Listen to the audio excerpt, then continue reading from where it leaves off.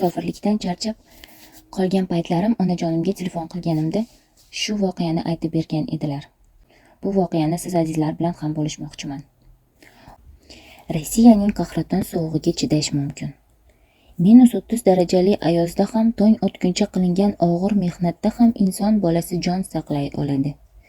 Lekin vatan sog'inchiga va onaning diydoriga muzlagan yuraklar qanday chidaydi? Bugun sizga Rossiya ko'chalarida rizqini terib uyiga qaytish nasib qilmagan bir o'zbek yigitining dardi qissasini so'zlab beraman. Oilasini muhtojlikdan qutqarish, singillarining to'yiga yordamlashish va onasining yuzini yorug' qilish maqsadida yigit Rossiyaga yo'l oldi. U yerda hayot u o'ylagandek oson kechmadi. Moskva yu Peterburgning sovuq qurilishlarida tunu kun tinim bilmay qilingan og'ir mehnat yigitning yosh umrini, sog'ligini yeb borardi. Har kuni kechasi sovuq va tor vagonda charchoqdan tanasi qaqshab qaytganida telefonini olib onasiga qo'ng'iroq qilardi. O'zi ich-ichidan ezilib charchab turgan bo'lsa ham, onasi tunda yig'lab chiqmasin deb ovozini quvnoq ko'rsatishga urinardi. Onajon, men yaxshiman.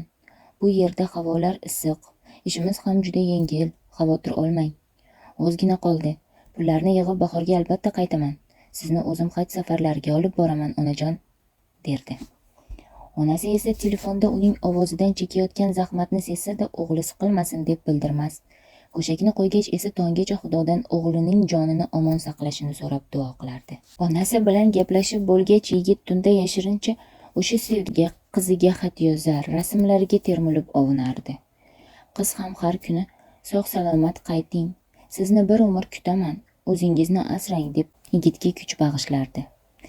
Yigit sovuqdan qo'llari muzlaganida, charchab yiqilganida ham pinhona qilingan o'sha shirin orzularni, sevgani bilan vatanida quradigan baxtli oilasini ko'z oldiga keltirib qahraton sovuqlarga chidardi. Sabr qil, gulim, to'yimizga juda oz qoldi, deb unga tasalli berardi. U topgan har bir so'mini o'sha orzular poydevori uchun yig'ayotgan edi. Ammo qismatning achchiq hukmi bor ekan.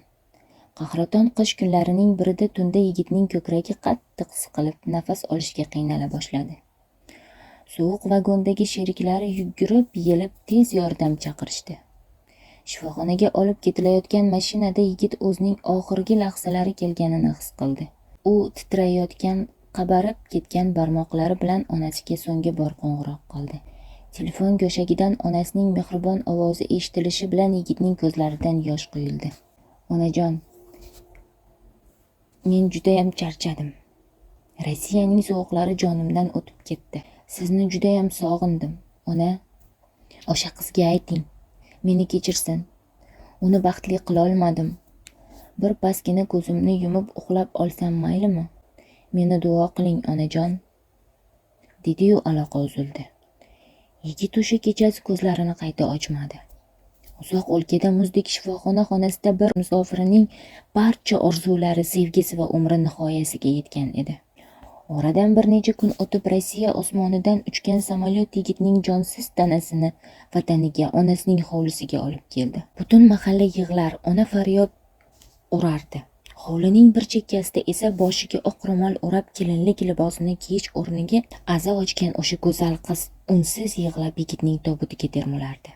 Ular uylar qurishdi, boylik topishdi. Ammo o'sha baxt qasrida birga yashash hech biriga nasib etmadi. Azizlar, pul, boylik, dunyo ishlari hech qachon tugamaydi. Ammo biz yaxshi ko'rgan insonlarning umri va vaqti tugab boradi. Rossiyaning qaysi burchagida bo'lsangiz ham sizni intizor kutayotgan onangizni, sevganingizni asrang. Chunki hayotdagi eng katta baxt musofirlikdagi boyliklar emas, uyingizda sizni kutib oladigan yaqinlaringizning bag'ridir.